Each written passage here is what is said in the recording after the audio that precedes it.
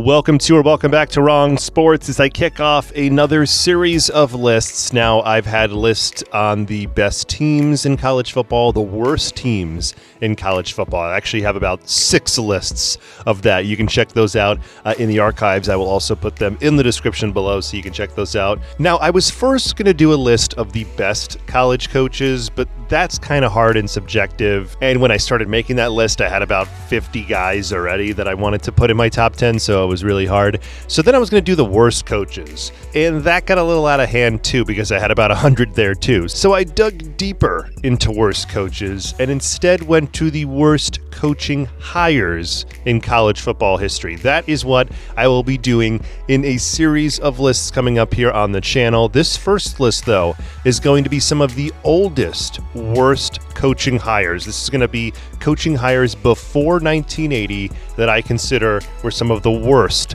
in college football history. So make sure, as always, you are subscribed to the channel below so you can check out all the videos of this series and ring that bell as well so you can get updates on when I will be dropping the rest of this series in the future. And also you can help out the channel on my Patreon right now, patreon.com/wrongsports. I have exclusive content there. I have exclusive lists there. Plus, you can also help out the channel on YouTube by giving this channel a like or a super like, which is basically a donation to the channel. Again, you don't have to do that, just saying you can, or you can check out my Patreon because I actually have exclusive stuff there that is not on YouTube. And one more thing, make sure you like this video and share this video with other college sports fans. And just a heads up before we start the list, this will not be a ranked list because I felt like that was kind of hard to do. Also, it was kind of hard to find 10 of them. And actually, I don't have 10. I only have 9. So if you can think of some more worst coaching hires, please put them in the comments below. But don't do it before you've actually watched this whole video because I have had people comment on things that I already go over in the video. So make sure, as always, you leave a comment after you watch the video. So we're going to start off this list in 1951 when Wes Festler was hired at Minnesota. And it is hard to follow a legend, and that is what Wes Festler had to do at Minnesota when he took over the job in 1951. He had to follow the multi-time national championship coach, Bernie Bierman, but Festler was no slouch. He had coached in the conference as he was the Ohio State coach from 1947 to 1950. He went to the Rose Bowl with them in 1950. And he was chosen to replace Bierman after a 1-win season, and Festler had to do a lot to build them back up. It would be a rough year in 1951 as the team would only win 2 games, and one of those was in the conference. They got a little better in year 2 with a 4-3-2 record. 1953 was year 3, and again, Minnesota was just mediocre, as they were instead 4-4-1. Minnesota would not beat their rival Wisconsin during these 3 years too, as they tied them twice and lost to them once. Along with that, Minnesota only beat Iowa 1 time during the 3-year span. Festler would be gone after that 1953 season, and Minnesota would go ahead and hire Murray Warmoth, who took them to the Rose Bowl twice, which is something Festler didn't even get close to accomplishing at Minnesota. Just going a few years ahead to Alabama when they hired Jennings B Whitworth, the guy that coached Alabama so bad that they finally got the Bear to come back to Tuscaloosa. That is what Whitworth is mostly known for, as he coached between Harold Drew and Bear Bryant, and Whitworth was an alum of Bama football, as he was on the line for the great team in 1930 and 1931. After that, Whitworth was an assistant at Bama for a few years, then moved around the SEC to LSU in Georgia before he got his head coaching job, his first one at Oklahoma State.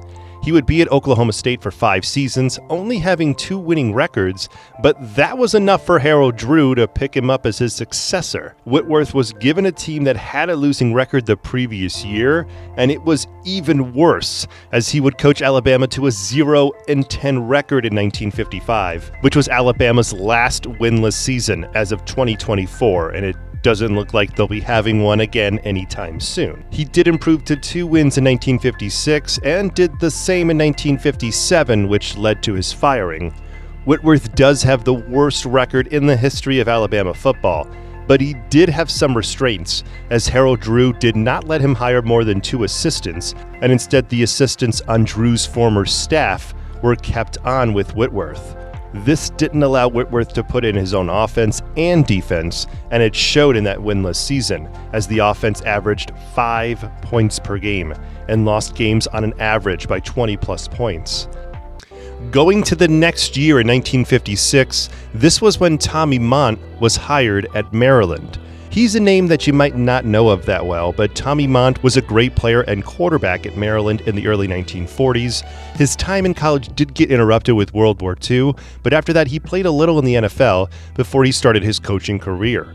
Mont did have some coaching experience as well during World War II, because he coached at Fort Benning when they had a team. And while he was in college, he was coached by Clark Shaughnessy, as well as being mentored by Jim Tatum when Mont would be Maryland's assistant coach from 1951 to 1955. Tatum would leave Maryland after a 10-0 record in 1955 and losing to Oklahoma in the Orange Bowl, as Tatum would head back to his alma mater of North Carolina. Even though Tatum did offer Mont an assistant job and actually being one of his top assistants at UNC, instead the University of Maryland quickly snatched Mont back up and made him head coach in 1956. And preseason predictions were very high, as they were seen as top contenders not only for the ACC title, but for the national title in 1956. Instead, though, injuries and a bout with jaundice for some players would have them miss large portions of the season, and Maryland went 2-7-1. And I actually talked about this weird season in a short video, which I will put a link above as well in the description below so you can check that out. 1957 would also start out bad, as they went 0-3 before they rattled off 5 wins out of their next 7 games to get to 500. So in 1958, it would be the last straw for Mont. He had to have a winning record or maybe an ACC title to keep his job. Instead, though, the team would struggle to a 4-6 record. Through that season, Maryland never made any attempts to extend the contract of Mont, and so after the 1958 season, Mont left, with most assuming that he was pushed out by the school for the losing record. But instead, it was just that they didn't want to re-sign him, so Mont left. Mont would get some negative feedback from fans as well as the Maryland administration for not being able to recruit like Tatum, and also Mont didn't improve what many thought was Maryland's strength, which was their offensive line, as they struggled mightily during the time Mont was at Maryland.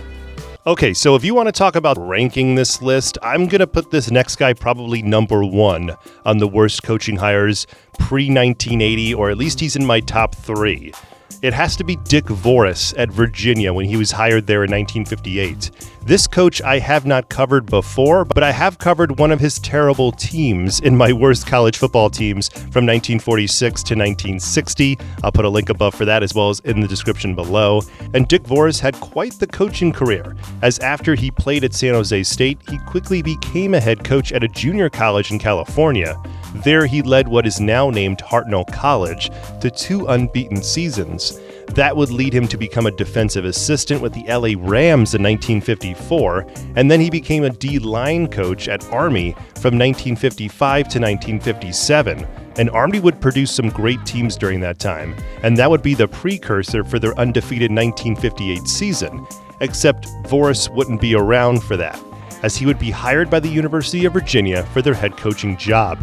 This guy was just barely 30 when he got the head coaching job, and Virginia had just joined the ACC 4 years before this and had struggled, as they had only won 11 games over those 4 years. Voris was hired due to his previous job as a successful junior college coach, but also due to him being a very good line coach and a developer at Army, which was still considered a top-notch program, and assistants were always getting plucked from Earl Blank's staff at this point. Voris would start off with a close loss to Clemson on the road, and then win his next game, their first at home versus Duke.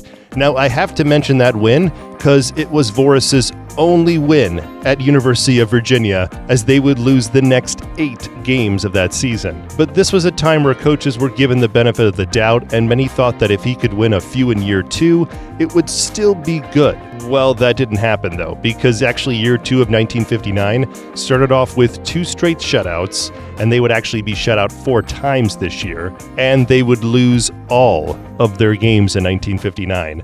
And they weren't in really any of these games, with the exception a game versus VMI, where they lost by only 7. So now they had 18 straight losses as they opened the 1960 season with even more losing.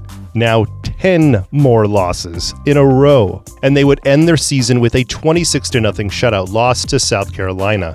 Just a few days after that loss, Voris would resign, giving UVA a record of 1-29 and a 28-game losing streak that tied the record Kansas State set only a few years before this. Voris would never be a head coach again, but was an assistant at various NFL teams into the 1970s.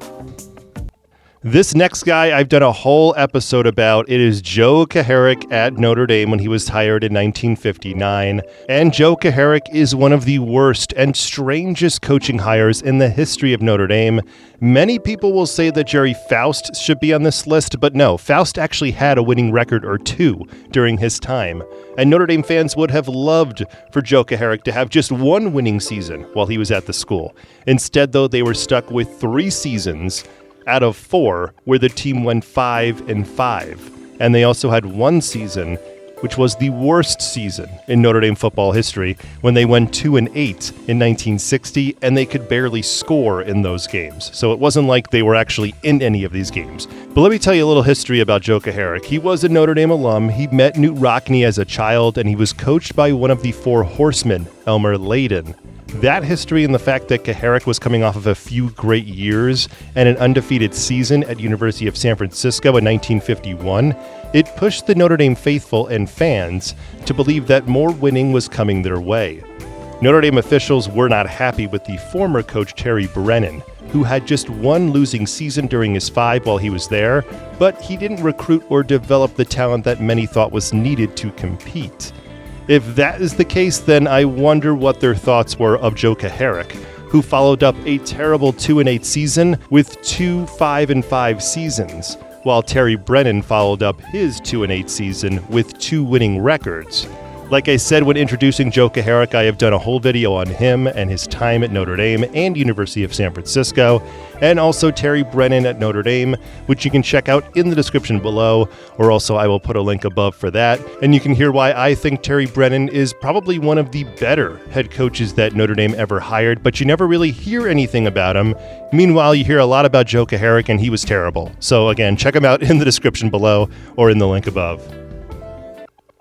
So this next guy is someone I really didn't know too much about before I started researching this series, but David Hart, who was hired at Pittsburgh in 1966, he might be a coach that you might not have heard of either, because, well, he wasn't very good. Dave Hart didn't have a well-known playing career, as he played at a small private school in Pennsylvania called St. Vincent. After that, he had a successful high school coaching career for about a decade, which led him to getting his first assistant job at Kentucky. He would coach Kentucky's Thin 30 teams in 1962 and 1963, then moved to Navy football, coaching defensive backs for 1964 and 1965. He would only be 40 years old when Pitt would come calling, and he would accept after 2 other choices they had in mind declined. And maybe they should have pushed harder for the other 2 guys, because Pittsburgh under Dave Hart were dreadful, as they finished 1-9 every year he coached. He was known for defense, and that wasn't the best, as they were constantly giving up 25 points or more per game, and that didn't help a bad offense. That got shut out in 7 out of the 30 games he coached. And they got shut out more times than they actually scored double digits during this time. So that just, again, shows how bad this offense was. After the 3 seasons, Hart would resign and end up becoming a successful athletic director at Louisville and Missouri, and was also the commissioner of the Southern Conference. So at least he had success as an athletic director to help him forget his terrible time as a coach. And we are going into the 1970s, 1971, when Iowa hired Frank Lauterbur. Here was a guy that was too nice even for Iowa. Frank Lauterbur was first an assistant with the Baltimore Colts before he became an offensive line coach at Army from 1957 to 1961, and helped the offensive line win the Heisman Trophy for Pete Dawkins in 1958. After a year at Pitt, he got his most famous job of being coach for Toledo. He started with some struggling seasons, but then he turned Toledo into an absolute monster as they went 11-0 in 1969 and then 12-0 in 1970, winning the Tangerine Bowl in both years and being nationally ranked. Those 2 years got him on the radar at bigger schools, and Iowa was the one that jumped at him the most. Iowa was coming off some bad seasons from Ray Nangle, who was another coach I considered for this list, as Nangle ran off some of the best black players at Iowa, the exception being Dennis Green, the future head coach. And this resulted in a 3-win 1970 season as well as Nangle's ousting. The hire of Lauterbur was supposed to keep the team on a level footing with the rest of the Big Ten. Plus, he was also a big recruiter in Michigan and Ohio. On top of that, the administration was excited that he would be bringing in his defensive coordinator, Ducky Lewis, with him. Lewis had created some of the great defenses at Toledo, which led the country in total defense and pass defense, and many were ready to see that at Iowa. As in Lauterbur's first season of 1971, Iowa would go 1-10, only beating Wisconsin. But Lauterbur was given a pass since 17 seniors had graduated from the previous year, and he was recruiting to fill a lot of those gaps. Year 2 in 1972 got a little better as they went 3-7-1, winning 2 Big Ten games and looking a lot better on defense. That would draw fans to believe that a winning season was finally coming in 1973. Instead, though, it would turn into a complete disaster, as Iowa went 0-11, and the defense gave up nearly 40 points per game. Even with that terrible season, he was going to come back, as he was under a 5-year contract. But then Iowa AD Bump Elliott asked Lauterbur to fire his defensive coordinator, Ducky Lewis, only for Lauterbur to push against that, as he had full control over his staff. Elliott would then tell Lauterbur that he had the right to instead fire Lauterbur, and that would negate everything pretty much. And that's what Elliott did, as after the 1973 season, he would fire Lauterbur and the entire staff. Elliott and many administrations said that Lauterbur was very nice, which helped his case because many wanted him to stay a little longer. But Lauterbur defending his defensive coordinator, who was not well liked, was the death knell for him. Iowa would make an even more puzzling hire next in Bob Cummings, who was a high school coach, and I also considered putting him on this list too, but I actually have him on another list of the worst high school coaches to college, and you can check that out in the link below or in the upper right-hand corner. And this next coach was tough to pick from. Well, it wasn't really the coach, it was more like the school. It was tough to pick which bad Northwestern football coach to choose from, so I picked Rick Venturi when he was hired at Northwestern in 1978. He would coach them from 78 to 80, and it might be the worst time for Northwestern football, and that's saying a lot because they had a lot of bad years. Venturi was an alum of Northwestern as he played quarterback and DB from 1965 to 1967, and after a few years of trying to play professionally, he went into the coaching world. He started as an assistant at Purdue from 1973 to 76, and then became a DB coach at Illinois in 1977. After that season, he was then brought to Northwestern due to their former coach, John Pont, stepping down. Now, Pont was already the AD at this point, so he was able to stay on as athletic director, but he would hire Venturi as his replacement. So there was a lot riding on him at this point, and that's why he makes this list. He left Venturi with bare cupboards, though, as the previous 2 seasons, Northwestern only won 2 games in total, and Venturi's career started off with a defensive struggle, as they got to a 0-0 tie versus Illinois to start. So I guess that's good, they didn't lose, but that was the only good thing, as they would finish with 10 straight losses. He would come into the 1979 season with some of the guys he recruited, and they would actually win a game, as they won their second game of that season versus Wyoming. But that would be the only win, as they would lose the remainder of their games to be 1-10. With 1980 starting, Northwestern showed a little better offense, as they scored almost 40 points more than their previous year. But their defense in 1980 was terrible, as they gave up over 40 points per game and ended the season 0-11, and they were on an 18-game losing streak at this point. 2 weeks later, Venturi and athletic director John Mont were let go, and Northwestern would start all over as they hired Dennis Green in 1981, who did actually win some games. He ended their losing streak at 34 games in 1982, and he would actually win the Big Ten Coach of the Year a couple of times while he was there too.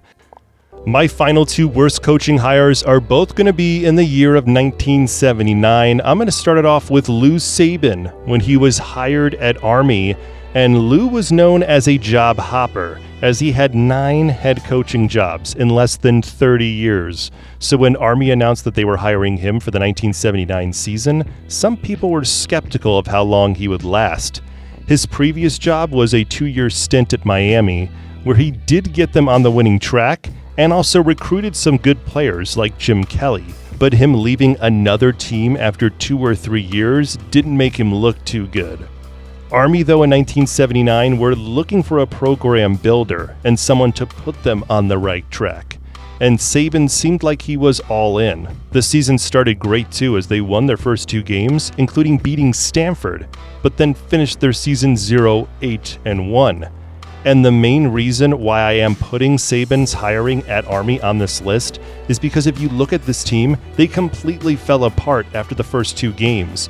What I mean by that is not only did they lose 8 of their last 9, but they were shut out in 3 of them, and they only scored double digits twice in those last 9 games. The final 4 games were the real signifier that something was wrong at Army and that maybe Sabin was leaving, because they lost to Air Force and Army by 3 touchdowns. A first time for that. And they barely scored in those games too. It was later found that Sabin was unhappy with the Academy's unwillingness to invest more in the program, as he said about Army football that it was a desperate situation. And near the end of the 1979 season, he said to fight alone as a football staff is impossible against the restraints that the Academy was putting on them. To make matters worse, he would resign in July of 1980, only 2 months before the season, forcing Army to hire their offensive line coach, Ed Kavanaugh, as head coach. And he would actually win 3 games in his first season, which makes the hire of Sabin look even more dreadful. This final worst coaching hire is just super interesting because immediately, even before the guy was hired, everything was starting to go wrong. This is Chuck Fairbanks being hired at Colorado in 1979.